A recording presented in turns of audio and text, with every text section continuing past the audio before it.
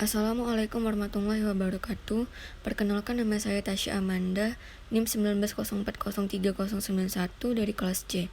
Berikut saya akan menjelaskan materi terkait perancangan organisasi. Sejarah perkembangan manajemen. Pertama ada Robert Owen, tahun 1771 sampai 1858.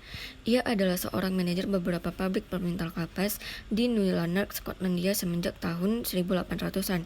Dalam teorinya, ia menekankan tentang peranan sumber daya manusia sebagai kunci keberhasilan perusahaan, khususnya peranan jabatan manajer atau kadar, yang harus berfungsi sebagai reformis atau pembaru dalam manajemen sumber daya manusia ini.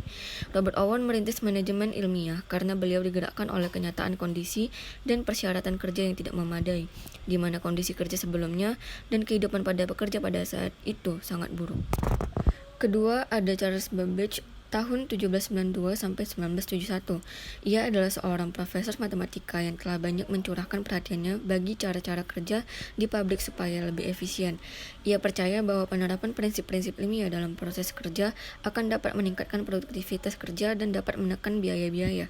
Babbage menganjurkan untuk mengadakan pembagian tenaga kerja dalam kaitannya dengan pembagian pekerjaan. Setiap pekerjaan dalam pabrik dapat dibagi-bagi menjadi bermacam-macam keterampilan. Akibatnya, setiap pekerja atau karyawan dapat dididik dalam suatu keterampilan khusus. Yang ketiga ada Frederick Winston Taylor. Mula-mula yang menjadi titik tolak penerapan manajemen secara ilmiah berasal dari hasil penelitian Frederick Winston Taylor tentang studi waktu kerja atau Time and Motion Studies. Pada bagian produksi di mana dia bekerja, yaitu di perusahaan Midvale. Dengan penelitian waktu sebagai dasarnya, ia dapat memecahkan setiap pekerjaan ke dalam komponen-komponen dan merancang cara pekerjaannya. Yang keempat ada Henry Elgan, tahun 1861 sampai 1919. Henry Elgan yang dalam pengalamannya pernah bekerja sama dengan Taylor mengemukakan teorinya. Juga bertitik tolak pada usaha meningkatkan produktivitas, efisiensi, dan efektivitas kerja dalam rangsangan upah dan atau insentif. Gagasan Henry Elgan mempunyai kesamaan dengan gagasan Taylor, antara lain, yang pertama ada kerjasama yang saling menguntungkan antar manajer dan karyawan, yang kedua ada mengenai metode seleksi yang ilmiah untuk menentukan tenaga kerja yang benar-benar tepat, dan yang ketiga sistem bonus dan penggunaan instruksi dalam pengaturan kerja. Dan yang terakhir ada Frank B. Gilbert dan Lillian M. Gilbert, tahun 1878 sampai 1972. Kedua pelopor manajemen ilmiah ini mendasarkan gagasannya pada hasil penelitian tentang hubungan gerakan dan kelelahan dalam pekerjaan. Menurut Frank B. Gilbert, bahwa antara gerakan dan kelelahan saling berkaitan. Setiap gerakan yang dihilangkan juga menimbulkan kelelahan. Sementara itu, menurut M. Gilbert, dalam pengaturan untuk mencapai gerakan yang efektif dapat mengurangi kelelahan, maka akan mempunyai pengaruh terhadap upaya untuk mengoptimalkan kemampuan pekerja sebagai manusia. Kemudian ada tingkatan manajemen yang terdiri dari manajer operasional atau tingkat bawah, lebih banyak di lapangan, bertemu dengan karyawan operasional dan lebih tahu kegiatan operasional dibandingkan manajer puncak. Kegiatan manajer perusahaan internasional yang lebih besar tentunya berbeda dengan kegiatan manajer perusahaan kecil. Meskipun melakukan kegiatan yang sama, keterampilan yang dibutuhkan berbeda antar tingkatan manajer. Yang kedua, ada manajer puncak lebih membutuhkan keterampilan konseptual atau conceptual skills, dan kemudian ada manajer menengah lebih banyak membutuhkan keterampilan manusiawi atau human skill. Serta yang terakhir ada manajer operasional, yaitu lebih banyak membutuhkan keterampilan teknis atau technical skills. Meskipun demikian, setiap manajer harus mempunyai 3 keterampilan tersebut, tetapi dengan penekanan yang berbeda. Nah, dalam penjelasan berikutnya, manajer puncak itu lebih banyak membutuhkan kemampuan konseptual, sedangkan manajer operasional lebih banyak membutuhkan kemampuan teknis. Namun, setiap manajer harus mempunyai ketiga macam keterampilan tersebut. Berikutnya ada keterampilan manajerial. Seorang manajer harus menguasai keterampilan konseptual atau conceptual skills, yaitu kemampuan untuk melihat organisasi secara keseluruhan dan memahami hubungan antar bagian yang saling bergantung satu sama lain, serta bagaimana letak bagian yang dipimpinnya.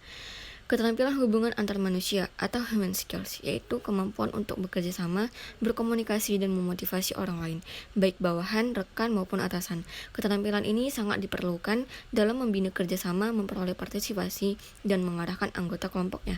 Dan yang terakhir yaitu keterampilan teknis atau technical skills, yaitu kemampuan untuk menggunakan prosedur, peralatan, dan teknik suatu bidang tertentu seperti akuntansi, produksi, pemasaran, dan sebagainya. Kemudian ada pengertian manajemen.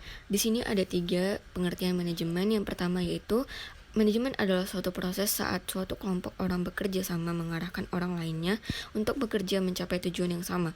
Yang kedua, manajemen adalah suatu proses bekerja sama dengan dan melalui lainnya untuk mencapai suatu tujuan organisasi dengan efektif dan secara efisien menggunakan sumber daya yang terbatas di lingkungan yang berubah-ubah. Yang ketiga, manajemen adalah koordinasi sumber daya alam melalui proses perencanaan, pengorganisasian, pengarahan, dan pengendalian supaya mencapai tujuan tertentu yang ditentukan. Kemudian ada proses manajemen. Yang pertama, perencanaan atau planning. Perencanaan berarti kegiatan menetapkan tujuan organisasi dan memilih cara yang terbaik untuk mencapai tujuan tersebut. Pengambilan keputusan merupakan bagian dari perencanaan yang berarti menentukan atau memilih alternatif pencapaian tujuan dari beberapa alternatif yang ada. Perencanaan diperlukan untuk mengarahkan kegiatan organisasi. Yang kedua, ada pengorganisasian atau organizing dan staffing.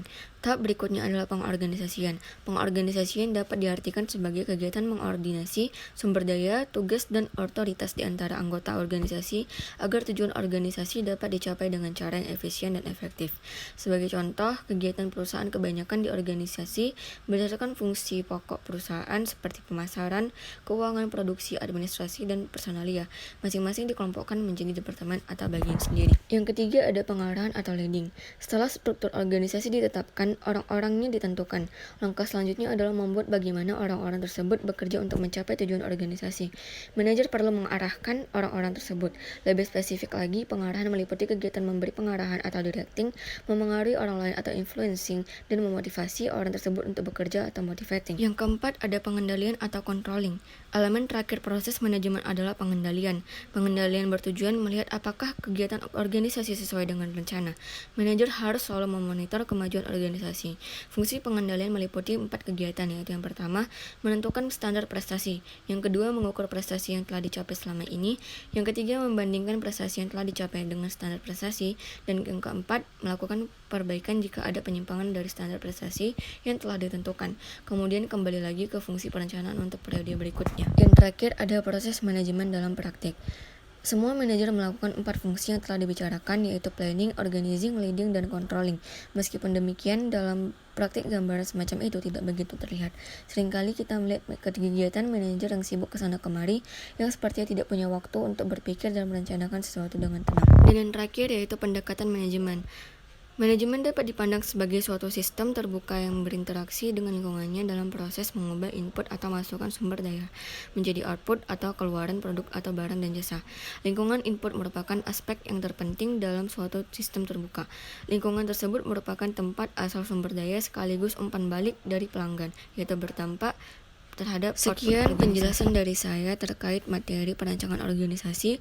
Apabila ada kesalahan, mohon maaf. Wassalamualaikum warahmatullahi wabarakatuh.